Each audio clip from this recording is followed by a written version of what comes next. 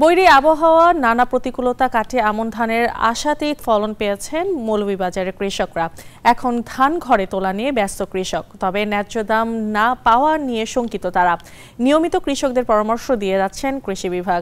শেখ সিরাজুল ইসলাম সিরাজের পাঠানো তথ্যচিত্র desk report.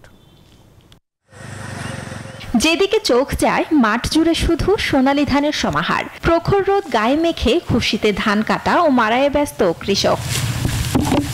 Extreme মশার কয়েল প্ল্যান্ট ফাইবার দিয়ে তৈরি, তাই সহজে ভাঙে না, সুগন্ধিযুক্ত ও নিরবিচ্ছিন্নভাবে জ্বলে। ডেঙ্গু, চিকুনগুনিয়া বাহি সহ যে কোনো মশার বিরুদ্ধে দেয় এক্সট্রিম সুরক্ষা।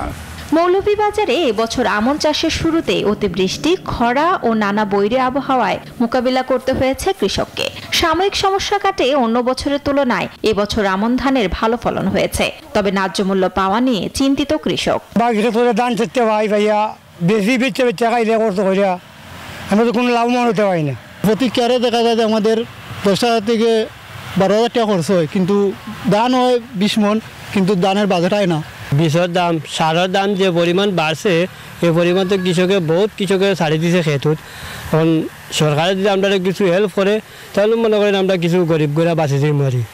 নিয়মিত কৃষকদের প্রণোদনার বীজ, সার ও প্রয়োজনীয় পরামর্শ দেওয়ার কথা জানালেন কৃষি বিভাগের এই কর্মকর্তা। মৌলভীবাজারের চাহিদা মিটিয়ে এবং যে উদ্বৃত্ত থাকবে এটা আমি মনে করি অন্যান্য জেলাতে আমরা পাঠাতে পারবো এবং কৃষকদের কোনো সমস্যা হবে না। কৃষক আরো উদ্যোগ নিয়ে নতুন নতুন জাতের চাষ করবে এবং ফলন আরো বৃদ্ধি পাবে।